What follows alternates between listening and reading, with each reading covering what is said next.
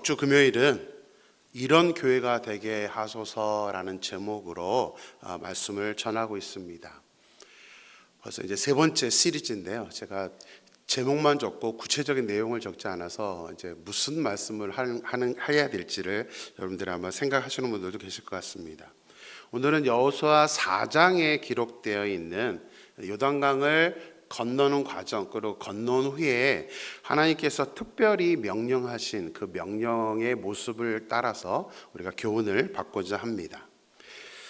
지난 금요일에 말씀드린 것처럼 언약궤를 맨 제사장들이 앞장서서 과감히 물로 뛰어 들어갔고 각 지파에서 뽑힌 12명 족장들, 그리고 이미 요단 동편에 자신들의 처소를 이렇게 안정시켜 놓은 그 두 지파 반 사람들, 므낫세와 gad과 그다음에 르우벤 지파가 앞장서서 이 요단강을 건너므로 말미암아서 그들의 헌신 때문에 이스라엘 백성들은 기적 가운데 요단강을 이제 건널 수 있게 됩니다.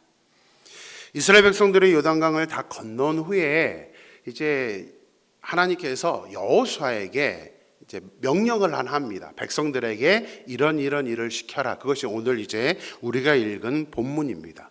딱 한 가지 명령인데요. 이 명령 안에 우리 교회, 우리 공동체가 어떠한 모습이 되어야 좋은 공동체가 될 수 있는지를 하나님은 말씀을 해 놓으셨습니다.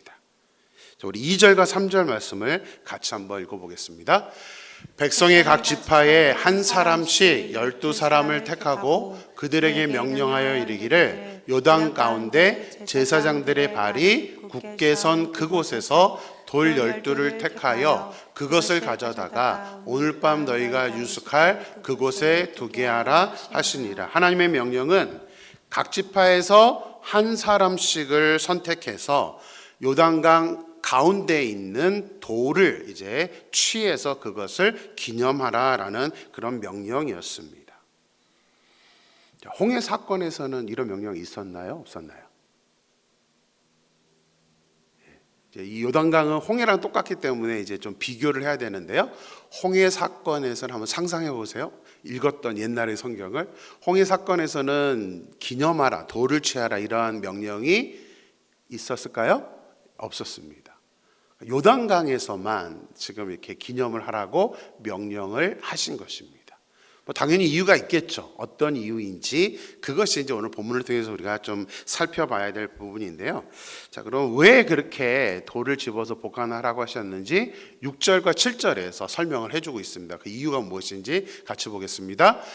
이것이 너희 중에 표징이 되리라. 후일에 너희 자손이 물어가로되 이 돌들은 무슨 뜻이뇨 하거든 그들에게 이르기를 요단물이 여호와의 언약궤 앞에서 끊어졌었나니 곧 언약궤가 요단을 건널 때에 요단물이 끊어졌으므로 이 돌들이 이스라엘 자손에게 영영한 기념이 되리라 하라. 무슨 의미로 돌을 보관하라고 했나요? 표징이죠. 표징. 누구를 위한 표징?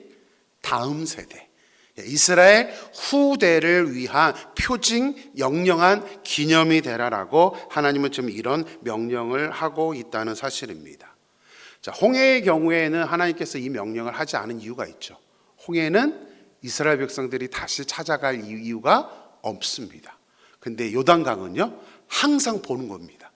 이스라엘 백성들이 가나안 땅에 정착해서 사는 동안은 항상 바라보고 건너고 하는 것이 요단강이다 보니까 그 요단강을 건널 때 이 돌들을 기념해 놓음으로 말미암아 후손들에게 하나님이 기적으로 요단강을 건너게 하셨다는 것을 바라볼 수 있도록 지금 하나님은 명령을 하고 계시다는 사실입니다.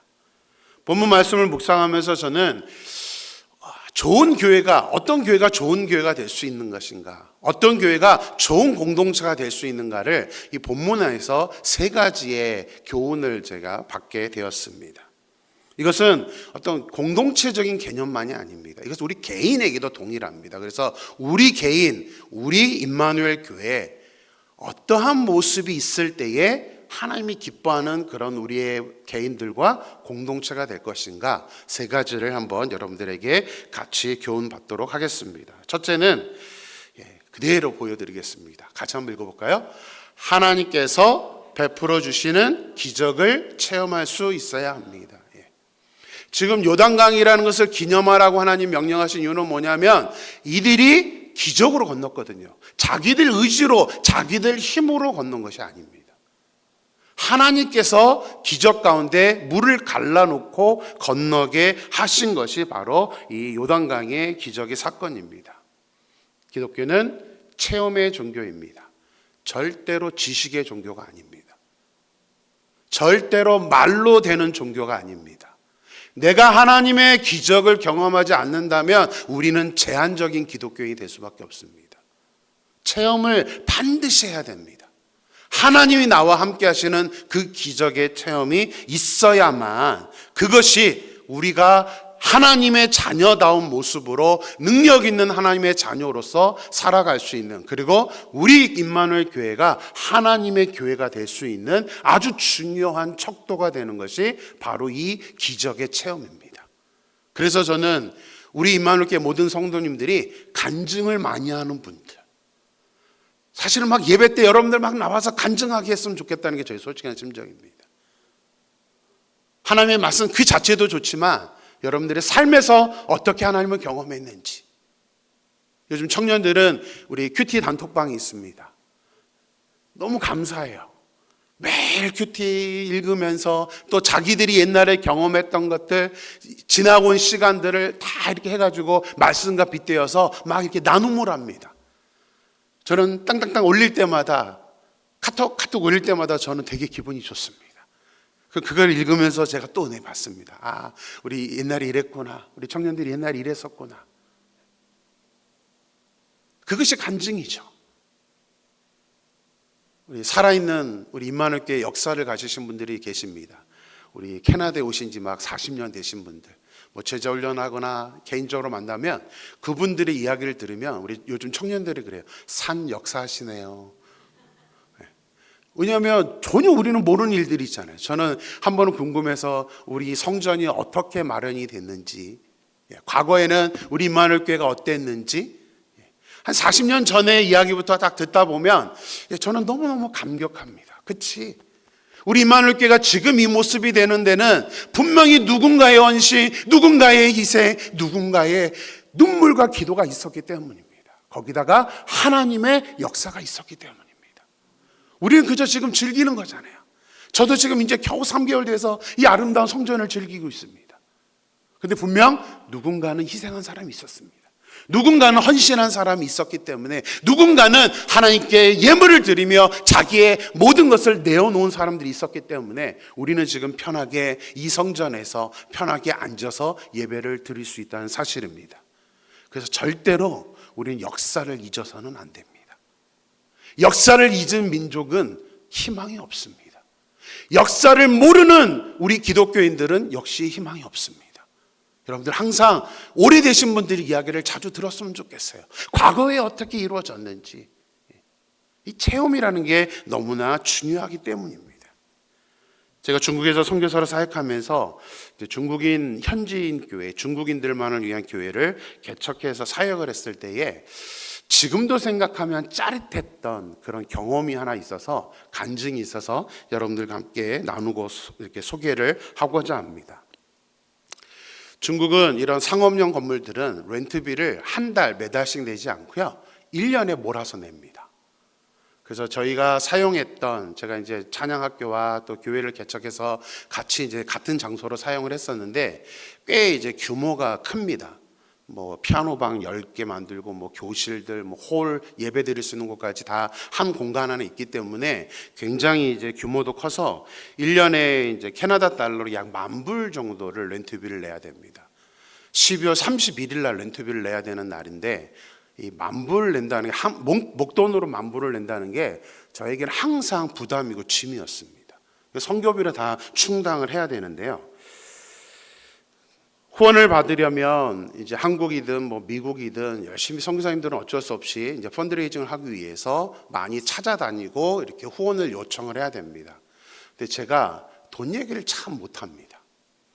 그래서 나가서 이게 막 후원 좀 부탁합니다 이 말을 못하는 데다가 또 제 중교에서 사역하는 사역이 잠시도 나갈 수가 없는 사역이었습니다. 너무나 사역이 좀 컸고 많은 사역을 하다 보니까 재정이 너무나 중요한 것은 아는데 그 후원을 위해서 중국 땅을 떠나는 것이 제 스스로가 용납이 잘 안 되었습니다. 그러다 보니까 규모에 비해서 저는 이제 후원자가 그렇게 많지는 않았었습니다. 그러다 보니 이제 항상 재정적인 어려움을 이제 겪게 됩니다. 저와 함께 사역했던 사역자들이 한 30명이 넘었습니다. 그들 사례비를 다 줘야 되는데 제가 그 왜 사업하시는 분들이 월급 때 되면 막 머리 빠진다, 그거를 제가 경험을 했습니다. 이게 얼마나 이게 스트레스가 되는지 매달 사례비 주는 게 저한테는 이제 굉장히 큰 어려움이었습니다.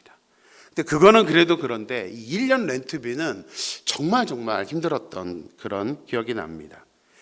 자, 언젠가 이제 12월 31일 날 임대비를 내야 되는데 그날 아침까지 단 한 푼도 후원이 들어오질 않았습니다. 재정은 그냥 바닥이었습니다. 오늘 안에 특히 이제 4시면 은행문이 닫는데 4시 안에는 만불을 마련해서 내야 됩니다. 중국은 내지 않으면 그냥 그 문을 닫아버립니다. 그럼 쫓겨나야 됩니다. 이걸 어떻게 해야 되나 이제 고민을 했습니다. 우리 교인들과 우리 사역자들이 같이 이제 안타까워서 어떻게 해야 되냐라고 이제 저에게 문의를 했습니다. 아침에 같이 이제 우리 사역자들하고 퀴트를 하는데 저도 방법이 없었습니다. 어떻게 해야 될지. 그래서 하나님께 그냥 막연하게 기대를 하면서 기도를 하고 있었는데 하나님께서 퀴트하는 가운데에 그날따라 후원에 의존하지 말고 교회 성도님들이 스스로 헌신하게 하라는 그런 마음을 주셨습니다. 그러니까 받는 사람이 아니라 이제는 스스로 이제는 헌신할 수 있게 하게끔 해라, 그런 말씀을 저에게 주시면서 느헤미야 말씀을 생각나게 하셨습니다. 그래서 느헤미야 말씀을 보면서 느헤미야 3장을 보면 예루살렘 성벽을 이제 바벨론의 포로로 잡혀갔다가 복귀를 해서 예루살렘을 재건하는, 성벽을 재건하는 일을 하고 있는데 그 3장은 그 일에 기여한 사람들의 이름을 기록하고 있습니다. 근데 느헤미야는 단순히 이름만 기록하지 않고 그 성벽 재건을 하는 데 있어서 공동체의 굉장히 중요한 모습을 소개하고 있습니다. 우리 그 말씀을 같이 한번 보겠습니다. 느헤미야 3장 4절에서 5절입니다. 같이 읽을까요? 그 다음은 학고스의 손자 우리아의 아들 무레못이 중수하였고 그 다음은 무사사벨의 손자 베레가의 아들 무슬람이 중수하였고 그 다음은 바하나의 아들 사독이 중수하였고 그 다음은 두고와 사람들이 중수하였으나 그 귀족들은 그들의 주인들의 공사를 분담하지 아니하였으며. 자, 느헤미야가 성벽을 재건할 때 우리의 생각으로는 여러분이 리더였으면 어떻게 성벽을 재건하겠습니까? 예루살렘 성벽 자체를 다 재건해야 됩니다. 같이 이렇게 한 부분부터 공사를 해 나가야 되는데 느헤미야는 뜬금없이 같이 공사를 시키지 않습니다. 어떻게 공사시키냐면 여기 보면요, 이름이 나오죠. 각 가정별로 부분을 맡겨줍니다. 그래서 장로님 여기 파트, 그 다음 장로님 이 파트, 그 다음 권사님 이 파트, 가족들이 직접 부분을 맡아서 공사를 하게 했습니다. 그것을 뭐라고 본문에 표현되어 있죠? 분담이라고 표현했습니다. 각 가정들이 각자 자기가 맡은 부분의 역할을 하라고. 이들이 뭐 공사를 할 수 있는 사람은 아니잖아요. 그런데도 느헤미야는 그냥 가정별로 다 분배를 시켜줬습니다. 물론 자원입니다. 느헤미야가 억지로 시킨 건 아닙니다. 자원하는 사람들에게 이렇게 부분 분배를 시켰습니다. 그런데 오늘 본문을 보면 딱 한 부류의 사람들이 나옵니다. 누구죠? 드고아의 귀족들입니다. 귀족들이란 얘기는 경제적으로 여유가 있는 사람들입니다. 근데 그 귀족들은 뭐 했대요? 공사를 분담하지 않았습니다. 하고 싶지 않았습니다. 자원하는 것뿐만이 아니라 아무것도 하려고 하지 않았습니다. 제가 이 말씀을 묵상하면서 이것을 간단하게 메시지로 정해서 우리 중국 성도님들에게 또 우리 사역자들까지 전부 다 보냈습니다. 하나님이 이번 우리의 렌트비를 내는 문제는 하나님이 저에게 이런 마음을 주셨습니다. 우리가 분담하자라는 마음을 주셨습니다. 그러니까 여러분들도 이번에는 여러분들이 직접 헌금하십시오. 근데 절대 드고와의 귀족들처럼 분담하지 않는 사람이 있어서는 안 될 것 같습니다. 액수가 중요하지 않습니다. 제가 그랬습니다. 단 1원을 내더라도 분담하십시오. 액수 중요하지 않다고 분명히 말씀드렸습니다. 분담하십시오라고 제가 하나의 명령처럼 그렇게 권면을 했습니다. 중국은 위챗이라고 한국의 카톡과 같은 SNS가 있습니다. 근데 그 위챗은 돈을 그냥 쉽게 주고받을 수가 있습니다.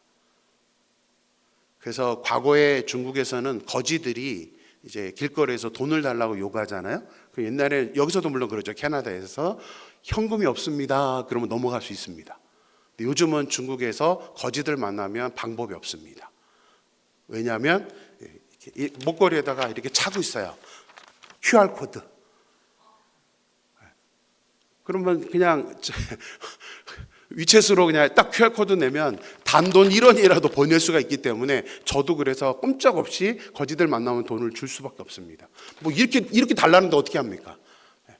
그래서 돈을 이제 쉽게 주고받을 수가 있는데 제가 이제 성도님들한테 교회에 올 필요 없이 제 위챗으로 이제 헌금을 하라고 그렇게 권면을 했습니다. 오늘 안에 만부를 만들어서 렌트비를 내야 되기 때문에 여러분들이 순종하기를 바랍니다라고 했더니 이제 그때부터 제 위챗으로 이제 위챗은 띵동 띵동 이렇게 소리 나는데요. 계속해서 띵동 띵동 띵동 띵동 하면서 제 위챗으로 이제 헌금을 보내오기 시작했습니다. 중국 교인들은 대부분 이제 막 예수님을 믿은 초신자들입니다. 제가 가서 복음을 전해서 예수님을 알게 된 사람들입니다. 그리고 지독 가난했습니다. 한 달 그들 월급이 300불, 캐나다 달러로 300불이 되지 않았습니다. 너무 가난한 것을 제가 잘 압니다. 그래서 사실 하나님이 저에게 그들이 분담하게 하라고 그랬을 때 저는 약간 하나님께 씨름을 했었습니다. 그러고 싶지는 않습니다. 너무 가난한 걸 아는데 그들에게 어떻게 헌금하라고 합니까? 근데 하나님은 너무나 분명하게 말씀해 주셔서 그렇게 제가 이제 권면을 했는데 그 가난한 사람들이 100불씩 200불씩 저한테 헌금을 해오기 시작했습니다. 그래서 1시간 단위로 제가 생중계를 했습니다. 저희 이제 교회 전체 단톡방에다가 국회의원 방송하듯이 헌금액 얼마, 모자라는 금액 얼마. 제가 그래서 계속은 못하니까 강의하고 있는 중간이라 1시간에 한 번씩 이제 방송을 해주기 시작했습니다. 교인들은 그날 각자의 자리에서 하나님의 역사하심을 기대하면서 기도하면서 그 개표 방송을 눈여겨보기 시작했습니다. 정말 감사하게도 제가 다 일부러 세봤는데 저희 교회에 나오는 전 교인이 거기다가 아이들까지 포함해서 모두가 한 사람도 빠지지 않고 헌금을 보내왔습니다. 전부 다 분담을 해 주었던 것입니다. 자기 아이들까지 이름으로 보내는 모습에 제가 참 많이 감동을 받았습니다. 하지만 170명인가가 이제 헌금을 했는데 전체 모인 금액은 딱 3,000불이었습니다. 아직도 7,000불이 모자랐습니다. 이것을 이제 오후 딱 3시쯤까지 이제 3,000불이 모인 겁니다. 다들 이제 1시간 남았는데 3시에 제가 방송을 보내면서 현재까지 3,000불, 모자란 금액 7,000불 이렇게 올렸더니 다들 저한테 이제 문자로 목사님 어떻게 해요? 막 이제 이렇게 연락이 왔습니다. 신에게는 아직 12척의 배가 남았습니다. 누구의 말이죠? 이순신 장군이. 저도 코스프레를 했습니다. 카톡방에다가 신에게는 아직 1시간의 시간이 남아 있습니다. 그러면서 1시간 안에 하나님이 역사하실 것을 기대합시다라고 문자를 보냈는데 저와 아내는 그 자리에서 무릎 꿇고 말았습니다. 말은 그렇게 했지만 사실은 저희도 막막했습니다. 방법이 없었어요. 이제 1시간인데 이 1시간 안에 어떠한 역사가 일어날 것인가 참 기대는 했지만 사실은 두려웠습니다. 아내랑 무릎 꿇고 그냥 사무실에서 기도했습니다. 하나님, 저는 교회가 문 닫는 거 보고 싶지 않습니다. 하나님 도와주세요. 그렇게 이제 아내랑 기도하고 있는데 갑자기 카톡 하고 카톡이 하나 왔습니다. 중국 안휘성이라는 곳에 사시는 한 집사님 부부였습니다. 저희가 아는 분은 아닙니다. 한 번도 뵌 적도 없습니다. 지금도 뵌 적이 없는데요. 제가 이제 그때 당시에 매일 큐티를 이렇게 많이 저희 후배들, 뭐 제자들, 또 저를 아는 후원자, 구독자들한테 매일 큐티를 지금 여러분들 하는 것처럼 큐티를 보내는 사역을 했습니다. 그때는 이제 영상으로 안 보내고 문자로만 보냈는데 저랑 같이 사역을 했다가 이제 안휘성으로 옮긴 한 선생님이 자매가 있었는데 이 자매가 제 큐티를 받으면서 이분들에게 전달을 해서 이제 큐티를 시작했던 그런 부부였습니다. 그래서 카톡을 연결해서 이제 저에게 문자가 하나 왔습니다. 선교사님, 제가 저에게 카톡을 보내주시는 그 선생님이 저에게 오늘 기도 부탁한다고 선교지에 어떤 어려움이 있다라고 저에게 기도 제목을 보내왔습니다. 그러면서 선교사님 죄송한데 모자라는 금액이 얼마인지 여쭤봐도 됩니까? 라고 문자를 보내왔어요. 그래서 제가 왜 그러시죠? 라고 답을 보냈더니 제가 너무 무리하게 질문을 드린 것은 아닌가 모르지만 저는 한 가지 확인할 일이 있습니다 라고 또 답이 왔습니다. 그래서 집사님 어떤 일이신가요? 그랬더니 사실은 전혀 생각지도 않았던 사업을 하시는 분인데 세금 환급이 돌아왔대요. 근데 하나님이 이것을 이 전체 금액이 정확하게 필요한 곳에 보내라는 마음을 주셨대요.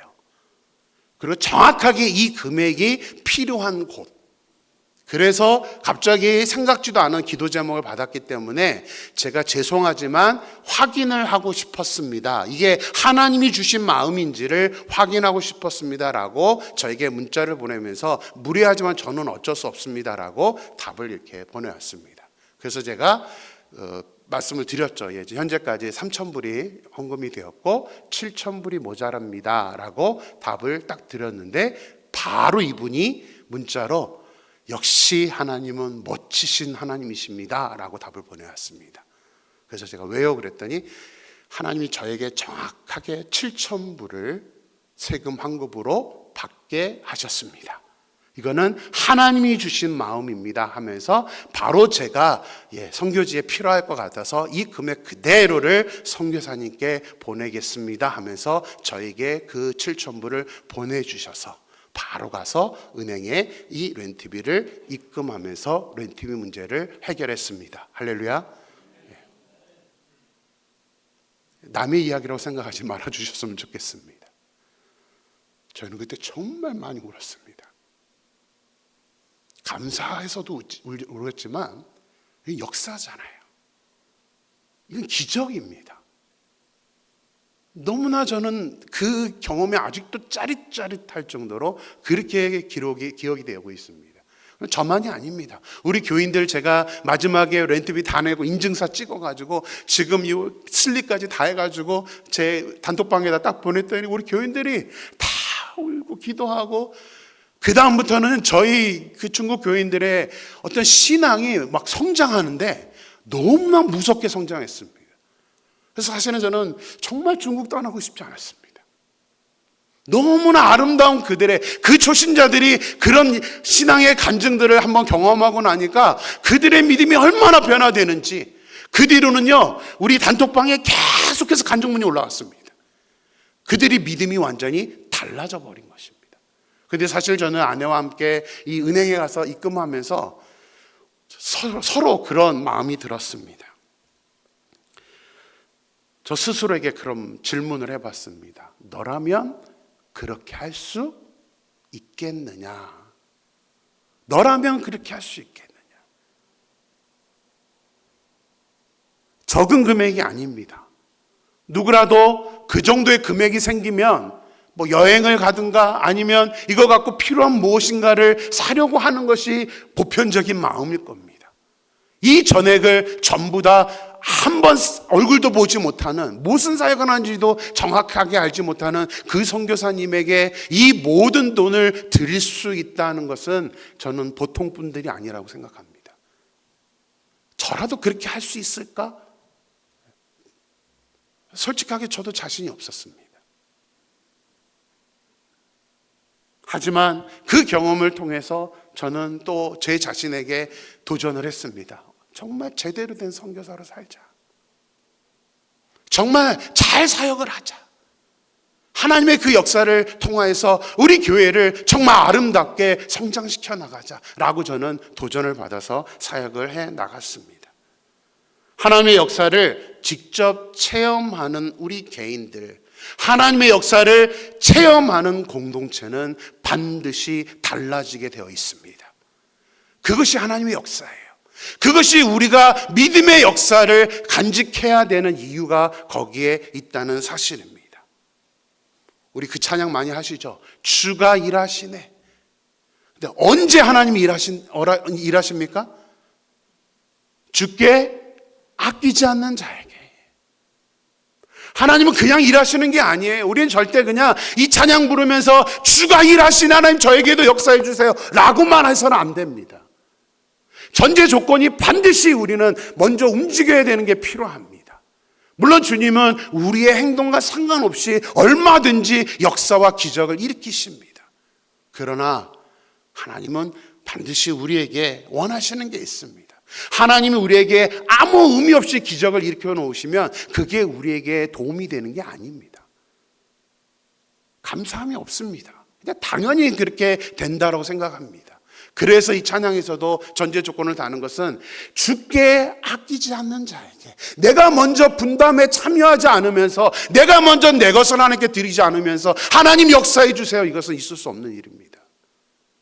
주가 일하시네. 그 다음 가사는 무엇입니까? 신뢰하며 걷는 자에게, 하나님이 해주실 것을 믿고 나아가는 사람에게 하나님이 역사하십니다.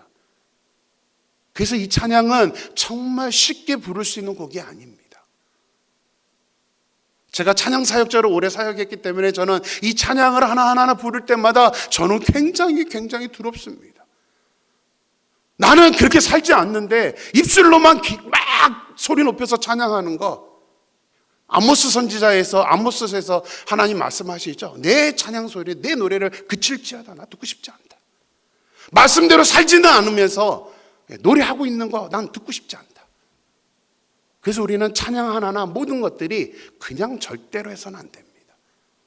온전히 우리가 그렇게 살아낼 때 하나님이 역사하신다는 것을 믿어야 그것이 진정한 찬양이 된다는 사실입니다. 저는 우리 사랑하는 임마누엘교회 모든 성도님들과 우리 임마누엘 교회가 주께 아끼지 않음으로, 또 하나님이 임마누엘 이름 그대로 하나님 우리와 함께 하신다는 그 신뢰를 가지고 우리가 걸어감으로 말미암아 앞으로 우리 임마누엘교회에 많은 하나님의 기적과 역사들, 믿음의 역사들이 일어나서 우리의 믿음이 온전히 하나님의 은혜 안에서 성장하며 성숙한 하나님의 사람이 되기를 주님의 이름으로 축원합니다. 우리 옆에 한 사람과 함께 그렇게 인사하겠습니다. 주님이 일하십니다. 그 다음 두 개도 꼭 하셔야 됩니다. 주께 아끼지 맙시다. 주님을 신뢰합시다. 자, 그러기 위해서는 느헤미야서처럼 분담이 필요합니다. 앞으로 제가 여러분에게 자주 분담을 요구할 것입니다. 벌써 스트레스 받으시는 분도 계실지 모르겠지만 분명히 말씀하셨기 때문에, 아멘 하셨기 때문에 앞으로는 우리가 분담을 해서 교회를 앞으로 이제 발전시켜 나갈 그런 분담이 꼭 필요하다는 사실입니다. 둘째로 교훈을 받을 수 있는 것은 이스라엘이 요단강에서 돌을 집으라고 시킨 그 이유를 통해서입니다. 왜 그 돌을 짓게 했는가? 6, 7절 말씀을 다시 한번 보겠습니다. 이미 우리 봤지만요.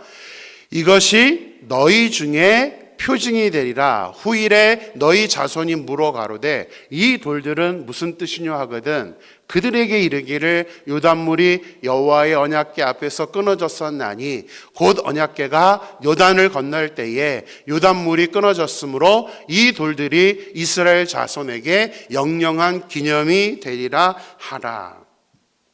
하나님은, 하나님의 뜻은 우리만 그런 하나님의 믿음의 역사를 경험하는 것으로 끝나서는 안 된다는 것입니다. 하나님은 항상 다음 세대를 꼭 기억하십니다. 그래서 우리 쉐마 교육도 너희 자녀들에게 부지런히 뭐하라? 가르치라. 하나님은 우리 세대만 생각하지 않기 때문에 우리 다음 세대를 생각하지 않는 것은 우리가 하나님의 뜻을 전혀 이해하지 못하는 것입니다. 좋은 믿음을 가진 사람, 좋은 믿음을 가진 공동체는 자신들만 생각하는 것이 아니라 반드시 다음 세대에게 믿음의 유산을 넘겨주는 것이 그런 좋은 믿음의 사람의 믿음의 공동체의 모습이라는 사실입니다. 부모 세대에서 경험했던 하나님의 기적을 자녀들에게 반드시 넘겨주어야 합니다. 이곳에 계신 우리 모두는 이민 1세대들입니다. 감히 상상할 수도 없는 용기와 도전 정신으로 캐나다에 왔습니다. 말도 제대로 통하지 않는 이곳에서 몸으로 뛰면서 자녀들을 양육하고 이곳에서 우리가 생활을 하고 있습니다. 그런 어려움 가운데 하나님께서 우리의 가정을 어떻게 지켜주셨는지 그 믿음의 유산을 우리 자녀들에게 반드시 넘겨주어야 하는 것입니다. 물론 이렇게 말하면 또 이런 분들도 꼭 계십니다. 한 가지 꼭 조심해야 될 것이 있습니다. 자녀들에게 경험을 남겨야 된다. 신앙이 우리의 체험을 남겨야 된다라고 그러면 어떤 분들은 야, 내가 너 나이 때는 돈도 없었어. 내가 할 때는 차도 제대로 못해서 얼마나 내가 고생했는지 알아? 라면서 라떼 이야기를 하는 분들이 계십니다. 이런 얘기는 절대로 해서는 안 됩니다. 그런 얘기를 하라는 것이 아닙니다. 근데 꼭 그런 분들이 계세요. 그냥 꼭 라떼 얘기. 그러니까 어려웠어를 얘기하라는 것이 아니죠. 지금 포인트는 뭡니까? 하나님께서 어떻게 이 어려움을 극복하게 하셨는가? 하나님께서 어떻게 역사를 하셨는가? 그 이야기를 해야지. 야, 나 힘들었어. 우리 그런 말 많이 하죠.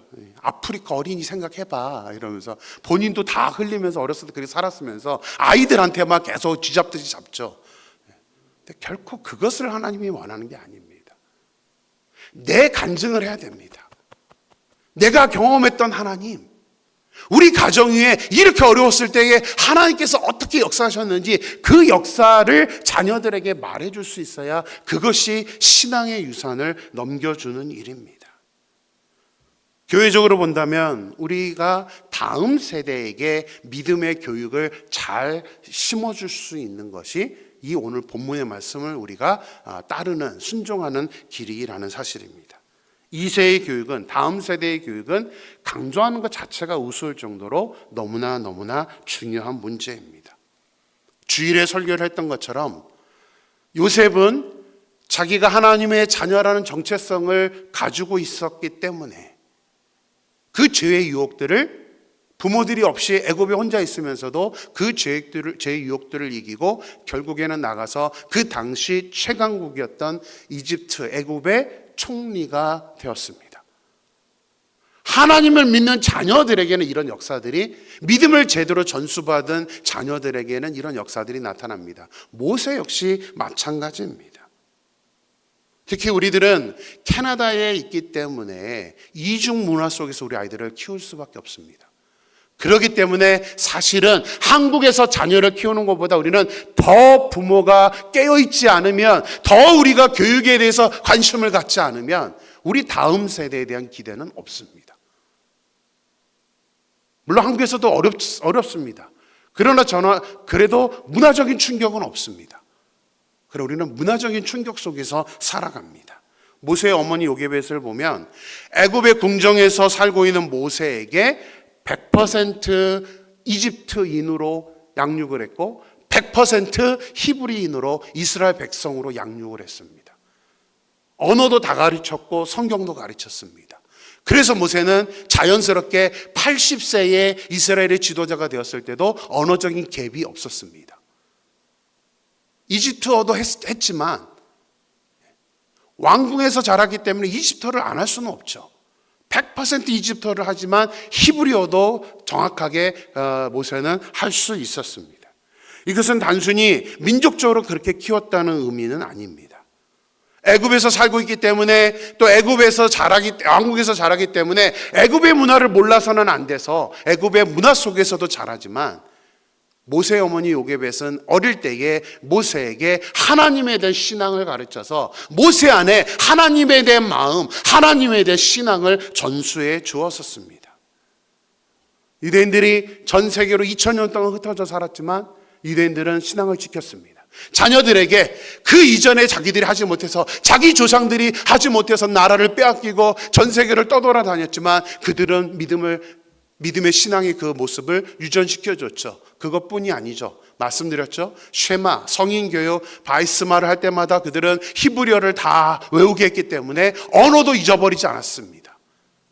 자기의 고유의 언어를 잊지 않도록 유대인들은 철저하게 가르쳤다는 사실입니다. 우리도 캐나다에서 우리 자녀들을 양육할 때에 캐나다 문화도 가르쳐야 되지만, 영어도 가르쳐야 되지만, 저는 교회는 반드시 우리 언어인 한국어를 가르쳐야 된다고 생각합니다. 서양 사람들이 만만한 것 같지만 그렇지 않습니다. 우리는 아무리 우리 자녀들이 영어를 잘해도 외모는 한국인입니다. 벗어날 수가 없습니다. 그들이 우리 한국인들이 원하는 것은 영어 실력이 아닙니다. 영어는 당연히죠. 그러나 자기 고유의 민족인 자기 언어를 못하는 사람들은 그렇게 좋아하지 않습니다. 제가 미국에서 우리 아이들의 초등학교를 들어갔었을 때에 담임 선생님과 PTA를 하게 되면 모든 담임 선생님들이 바뀔 때마다 저희에게 신신당부를 했던 것이 있습니다. 너희들이 미국에 와서 살고 있지만 절대 너희 자녀들이 한국어를 잊어버리지 말게 하라. 이게 저희 미국 선생님들의 저희들에 대한 조언이었습니다. 너희는 죽었다 깨도 한국인이야. 미국 사람들은 다 그렇게 생각을 해. 절대 겉에서는 웃으면서 얘기하지만 한국인이라는 것은 변하지 않아. 그래서 그 정체성을 가르치라고 우리 아이들의 선생님들이 모두 다 저희들에게 이야기를 해주었었습니다. 자녀들에게 하나님의 역사를 말해주고 신앙의 유산을 남겨주면서 또 언어적인 훈련도 하는 것은 우리 부모로서 우리의 책임이고 의무입니다.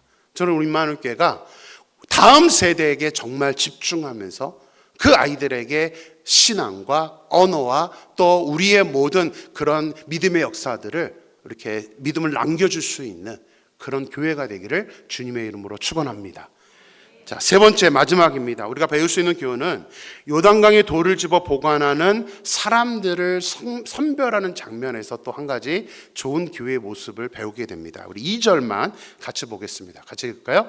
백성의 각 지파에 한 사람씩 12사람을 택하고. 자, 하나님께서 요단강을 건너는 기적을 베푸시고 그것을 기념하기 위해서 사람들을 이제 대표로 뽑았는데 어떤 사람들을 대표로 뽑았느냐가 중요합니다. 자, 오늘 2절 이후에도 다 읽어봐도요, 각 지파에서 한 사람씩 뽑으라 그랬는데 어떤 조건이 있나요? 어떤 기준이 있나요? 없습니다. 족장을 뽑으라고 하지 않았습니다. 그냥 한 사람씩만 뽑으라고 했습니다. 자, 왜 한 사람씩만 뽑으라고 하신 걸까요? 일단 잘 생각해 보면 보통 어떤 큰 역사들이 일어나고 큰 일이 일어나게 되면 우리 일반적인 사람들은 누구를 이렇게 올리게 됩니까? 그 일에 공헌을 한 사람들. 그래서 우리 과거부터 농공행상, 좀 어려운 말인데요, 한문인데 농공행상 뭐죠? 이 일을 이루는데 공이 있는 사람들을 치하하는 것, 그것이 농공행상입니다. 대부분의 공동체도요, 어떠한 일이 일어나면 누가 했는지를 이렇게 많이 우리는 이름에 올리게 됩니다. 그런데 하나님은 전혀 그런 기준으로 사람을 선별하지 않았습니다. 당연히 우리 생각해 보세요. 지금 이 요단강을 건너는 데 있어서 가장 중추적인 역할을 했던 사람이 누굽니까? 레위인들입니다. 제사장들이고 그 뒤를 따른 레위인들, 또 족장들 12명이 바로 뒤를 따라갔고요. 또 누가 따라갔습니까? 요단 동편에 배치를 받았던 르우벤, 갓, 므낫세 반지파 사람들이 그 대표들이 그 뒤를 따라갔습니다. 자, 그랬다면 보통이라면 누구를 선발하면 돼요? 그 사람들 중에서 선발해서 니네들이 그 돌을 해라. 아마 우리 보통의 모습이었으면 거기다가 이름을 썼겠죠. 이 요단강을 건너게 한 사람 누구. 근데 하나님은 전혀 그런 작업을 하지 않았습니다. 아무 기준 없이 그냥 각 지파에서 한 명씩만 선별해라. 이것이 하나님이 명령하셨던 그런 모습입니다. 자, 왜? 이것을 통해서 우리가 교훈받을 게 무엇인가? 하나님은 지금 이렇게 명령하신 이유는 공동체의 하나됨을 위해서입니다. 누구를 세워주고 이것은 하나님이 역사하신 것이지 누구 때문이라고 지금 하나님이 생각한 게 아닙니다. 그냥 같이 이 모든 일을 이스라엘 백성들 같은 경우는 그냥 건너기만 했습니다. 아무 수고도 하지 않았습니다. 그냥 건너는 것밖에 안 했지만 하나님의 지금 마음은 뭐냐면 우리 모두가 다 수고한 거야. 우리 모두가 다 하나가 돼서 한 거야 라는 것을 강조하기 위해서 아무 기준 조건도 내세우지 않고 한 명씩만 뽑아서 그 돌을 기념하는 일을 지금 시키고 있다는 사실입니다. 중요한 것은 백성들이죠.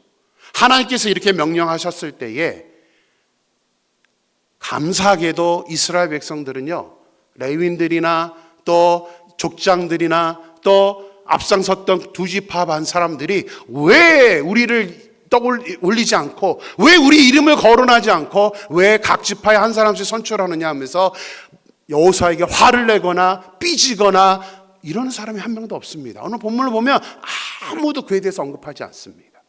이들 역시 자기의 공로를 내세우는 것이 아니라 그냥 하나 되는 것, 우리가 같이 이것을 통해서 하나님께 영광 돌리고 우리 자손들에게 기념하는 것이 중요하기 때문에 자기들을 내세우지 않았던 것입니다. 내 수고는 아무것도 아닙니다. 우리 찬송가에 있는 것처럼 이름 없이 빛도 없이, 이게 사실은 하나님의 백성다운 모습입니다. 근데 우리는 그렇게 살아야 되는데 그게 잘 안 됩니다. 내 이름을 높이고 싶고 나를 드러내고 싶은 것이 우리들의 마음입니다. 그러면 공동체는 하나 되기가 어렵습니다. 하나님은 항상 그냥 우리 하나야. 누가 특별해서가 아니야. 우리 모두가 그렇게 수고한 것이야 라고 말씀을 한 것입니다. 저는 서두에서 말씀드린 것처럼 우리 임마누엘 교회는 앞으로 어떠한 일을 하게 될 때에 어느 특정 일만 하는 교회가 되어서는 안 된다고 생각합니다. 그래서 제가 미리 말씀드린 겁니다. 앞으로 제가 분담시킬 일을 많이 할 겁니다. 그러면 그냥 다 조금이라도 내가 분담하자 라고 우리가 하게 된다면 우리 공동체는 하나가 되어서 하나님이 기뻐하시는 그런 공동체가 될 줄로 믿습니다. 그것이 하나님이 오늘 우리에게 주신 하나님의 마음입니다. 이 시간 우리 한번 이 찬양 부르면서 같이 한번 기도할 수 있었으면 좋겠습니다. 이 세 가지 한번 기억했으면 좋겠습니다. 첫 번째는 하나님의 믿음의 역사를 체험할 수 있게 해달라고. 하나님, 우리 임마누엘 교회 우리 개인들이 하나님의 역사들을 체험하는 아버지 그런 모습이 되게 해달라는 것이 첫 번째고요. 두 번째는 다음 세대에게 믿음의 유산을 넘겨줄 수 있는 것. 세 번째는 나를 드러내는 것이 아니라 우리 공동체를 위해서 우리가 이름 없이 빛도 없이 수고하고 봉사하는 것. 저는 이것이 하나님의 비전이고 하나님의 뜻이라고 생각합니다. 그래서 제가 말씀을 준비하다가 이 찬양이 생각났습니다. 원하고 바라고 기도합니다. 이 세상을 살아가는 동안에 우리는 우리 힘을 의지할 수밖에 없습니다. 그러나 그런 것이 아니라 우리가 소망하는 것은 하나님의 꿈이 나의 비전이 되고 예수님의 성품이 나의 인격이 되고 성령님의 권능이 나의 능력이 되어서 우리가 우리의 몸된 교회, 하나님의 피로 세우신 우리 임마누엘 교회를 위해서 우리가 한 마음으로 헌신하며 분담하며 나갈 수 있는 우리 교회가 되게 해달라고 이 시간 찬양한 후에 같이 기도하겠습니다.